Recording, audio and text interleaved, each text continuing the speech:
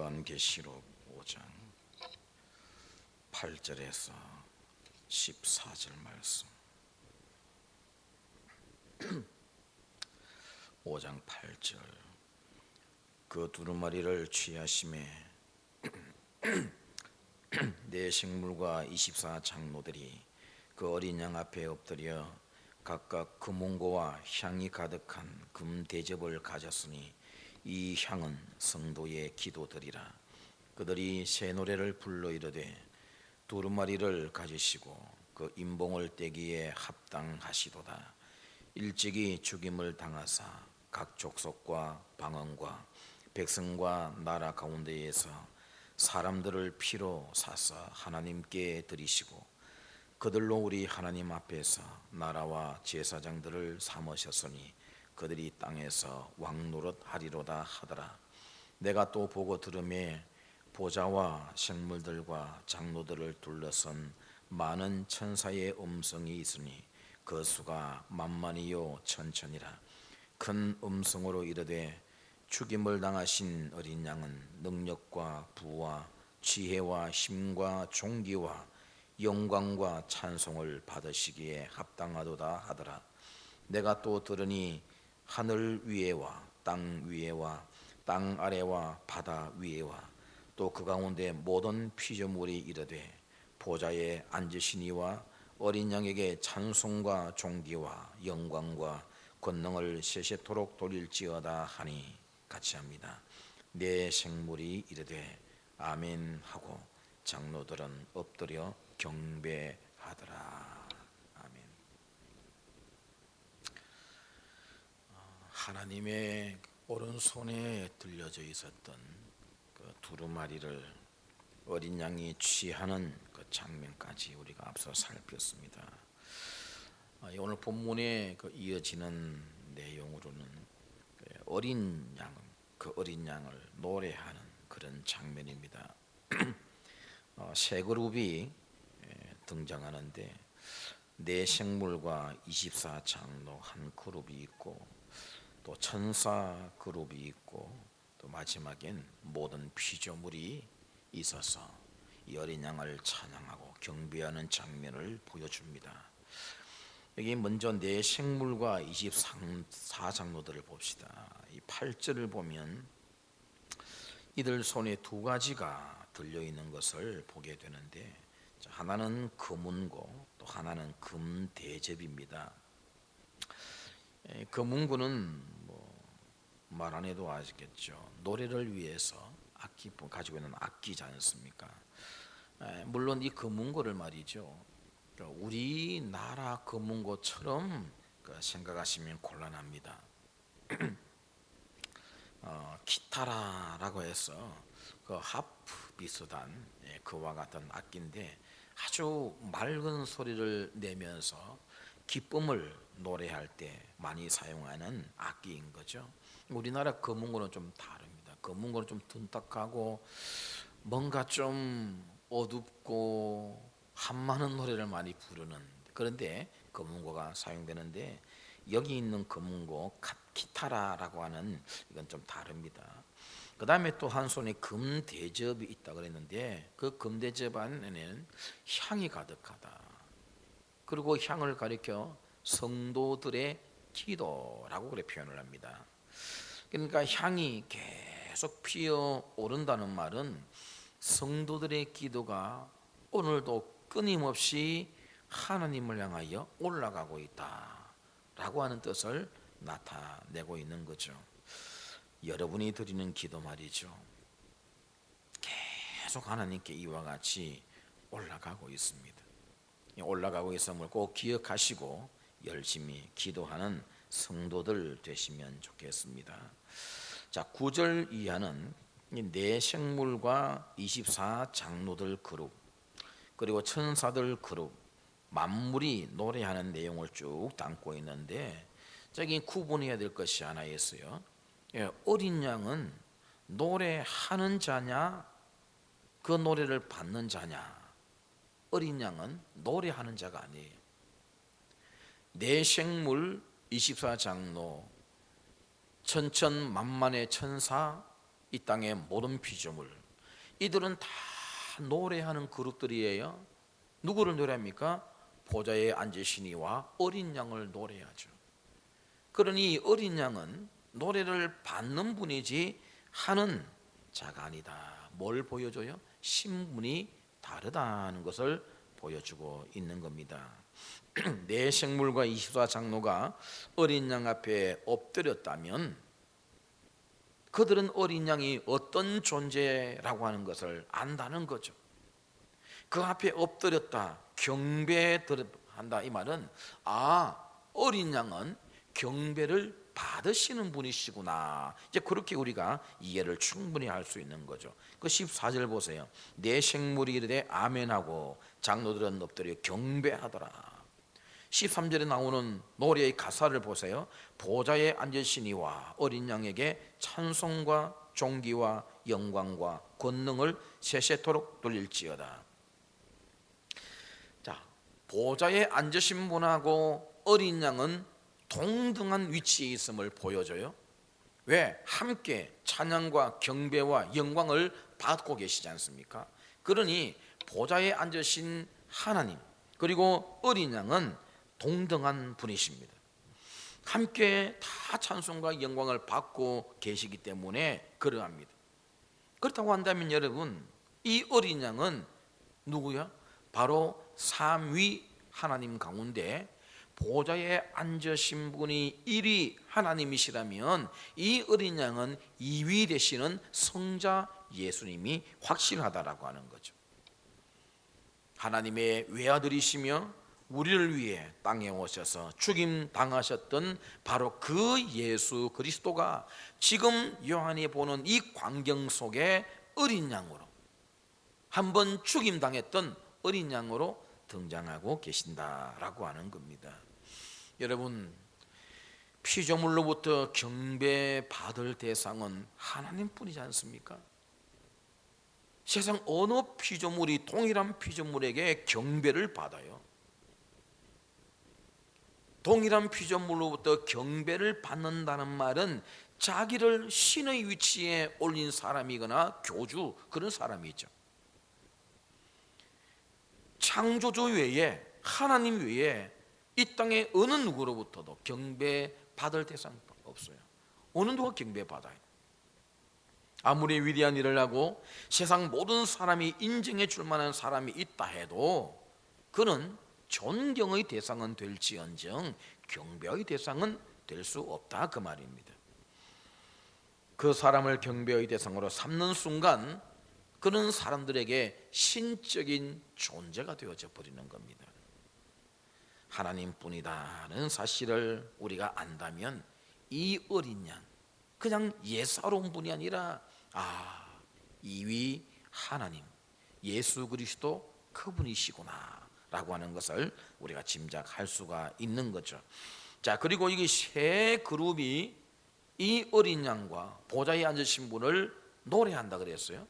이 노래를 가리켜서 뭐라고 불렀어요? 9절에 새 노래, 그들이 새 노래를 불러 이르되 그랬습니다. 자, 새 노래라고 하는 것은 자꾸 새롭게 만들어서 부르는 그런 노래란 의미 아니에요.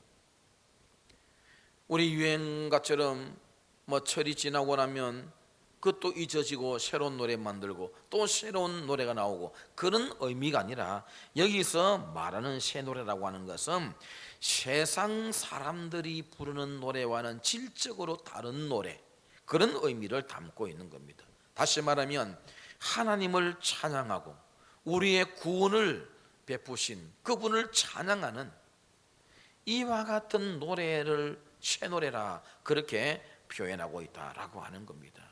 그리고 그 새 노래의 중심에는 예수 그리스도가 계시더라라고 하는 거죠. 우리가 예배 시간에 부르는 찬송이 일종의 여기서 말하는 새 노래가 되는 겁니다. 왜냐하면 우리가 부르는 찬송은 저 바깥에서 일반인들이 부르는 노래와는 다르거든요. 질적으로 다르잖아요. 세상 노래는 거의가 무슨 내용이 되어 있어요? 세속적인 사랑, 허무, 비애 이런 것들을 가득 담고 있는 게 세상 노래입니다. 거의 다 90% 이상이 그렇단 말이죠. 그러나 찬송은 예수 그리스도를 높이는 겁니다. 그분의 위대함을 노래하고 한마디로 영적인 노래라 할 수 있는 거예요. 그런 새 노래를 지금 하나님 보좌 앞에 있는 새 그룹이 이와 같이 부르고 있더라라고 하는 겁니다. 이들이 부르는 새 노래의 가사를 보세요. 9절 끝에 이렇게 되어 있습니다. 9절 끝에 보면 사람들을 피로 사서 하나님께 드리시고, 이런 내용으로 노래를 해요. 어린 양이 했던 일을 노래합니다. 자, 어린 양이 어떤 일을 했어요? 사람들을 피로 샀다. 피를 주고 사람들을 산, 이게 이 새 노래의 가사가 되어 있는 것을 볼 수 있습니다. 이 앞서 어린 양이 죽임당했다는 표현을 했지 않습니까?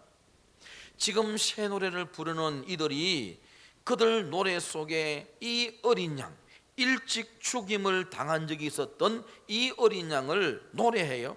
그렇다고 한다면 무슨 뜻입니까? 이 피를 주고 사람들을 사셨다, 이걸 노래하고 있죠. 이 피는 어린 양의 피예요. 그러니까 이 어린 양이 자기 피를 주고 사람들을 샀어요. 여러분, 그 사람들이 누구예요? 우리들이잖아요. 구속받은 주의 백성들을 자신의 피를 주고 사셨다, 그런 말씀을 하고 있는 겁니다. 그렇게 자신의 피를 주고 산 사람을 어떻게 했어요? 하나님께 드렸다는 겁니다. 저와 여러분은 예수 그리스도께서 자신의 피를 주고 사신 다음에 우리를 하나님께 드림받아야죠. 우리가 그런 존재가 되어졌다라고 하는 겁니다. 사도행전 20장 28절 말씀을 보면 하나님이 자기 피로 사신 교회, 그런 표현을 썼어요. 하나님께서 이 교회를 말이죠, 자기 피를 주고 사셨대요. 여러분, 교회가 귀합니까? 귀하지 않습니까? 이 지상에 교회만큼 귀한 게 어디 있겠어요?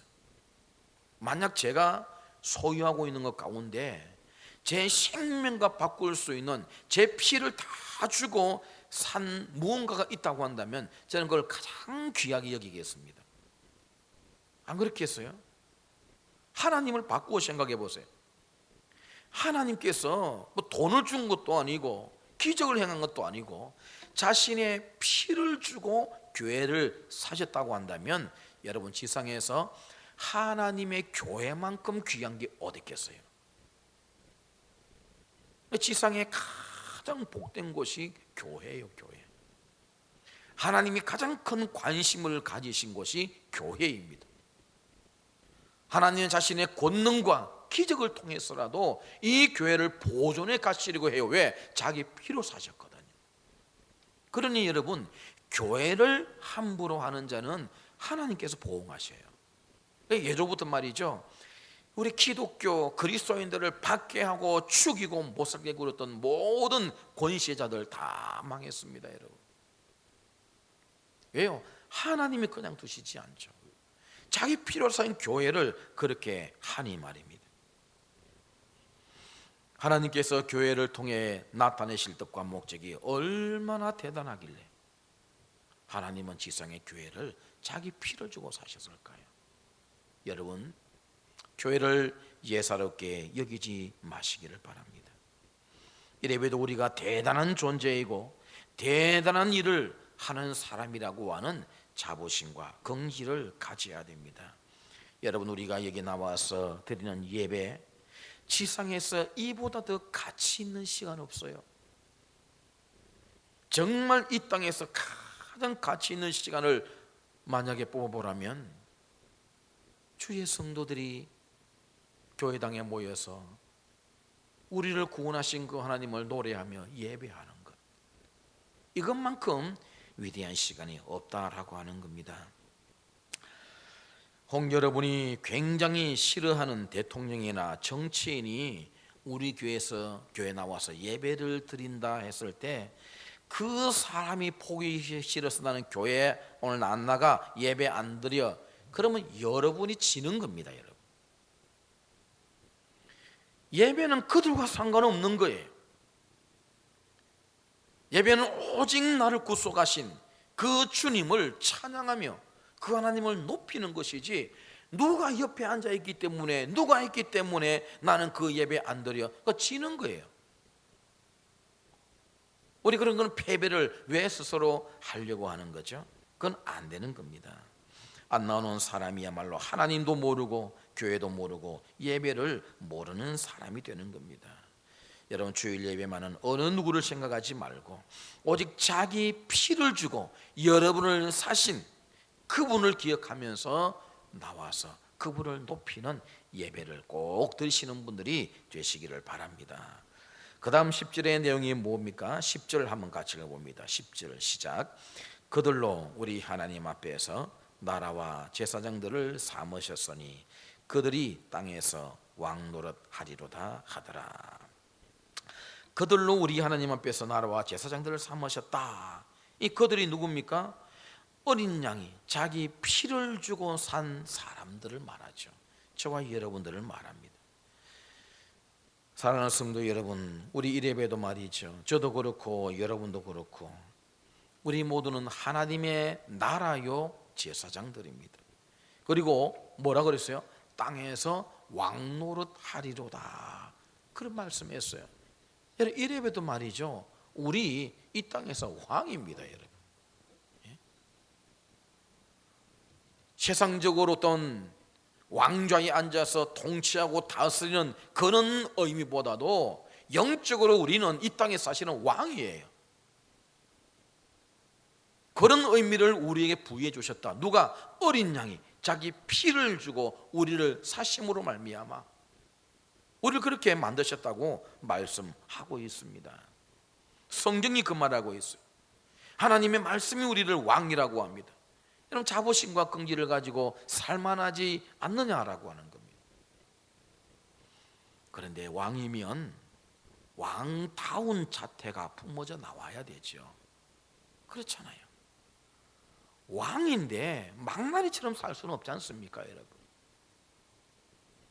왕이면 왕다운 모습, 그 자태가 풍겨 나와야 되죠. 물론 왕 중에는 폭군도 있습니다. 그러면요, 그 나라와 백성들은 죽을 맛이죠. 신하들은 더 죽을 맛일 거예요, 아마. 그런 폭군을 모시고 있으면. 그러나 정말 선왕들 있잖아요. 그런 왕들, 백성을 사랑하고 나라를 잘 다스리는 그런 왕이 있으면요, 나라가 복이요, 백성들, 신하들이 복이 되는 겁니다. 우리가 말이죠, 폭군 행시하는 왕이 아니라 주님으로부터 이런 엄청난 은혜를 받았으니 이 은혜를 갚으며 산다라고 하는 마음으로 겸손하게 우리가 이 땅에서 왕의 자태를 보이고 살아간다고 한다면 얼마나 많은 사람들이 우리를 통해 감동 감화를 받을까요? 삶이 전도가 되고 우리 언어 자체가 전도가 되지 않겠습니까? 여러분, 우리는 풀죽어 살 이유가 하나도 없는 사람들입니다. 천하를 얻고도 구원 얻지 못하면 다 망하는 자인데 우리는 이미 구원을 얻었으니 천하 얻은 것보다도 복을 받았고 거지 같은 신분이 아니라 하나님께서 당당히 왕이라 칭해 주시니 왕으로 사는 자로서의 복을 받았고, 과거에 말이죠, 알렉산더 대왕의 군사들은 자신이 알렉산더 대왕의 군사된 것만도 자부심과 긍지를 가지고 자랑했답니다. 우리는 만왕의 왕이신 예수 그리스도의 군사된 자요, 하나님의 자녀로 살고 있으니 더더욱 자부심과 긍지를 가지고 자랑할 만하지 않겠느냐라고 하는 겁니다. 성도 여러분, 세상에서 기죽어 살지 마시기를 바랍니다. 내게는 아무런 힘도 도와줄 리도 없는 것처럼 살지 마시라, 그 말입니다. 우리는 왕이요, 제사장이요, 하나님의 나라요, 그의 소유된 백성으로 살고 있습니다. 우리의 모든 것들을 동원해서 이 일을 우리에게 이루신 그 하나님, 그 어린 양을 찬양하고 경배하고 영광과 모든 것을 돌려드리는 그런 자로서의 삶을 살아가야 됩니다. 이것이 우리의 힘인 줄 믿으시고 돌아오는 한 주도 승리하는 저와 여러분 되기를 주님의 이름으로 축원을 드립니다.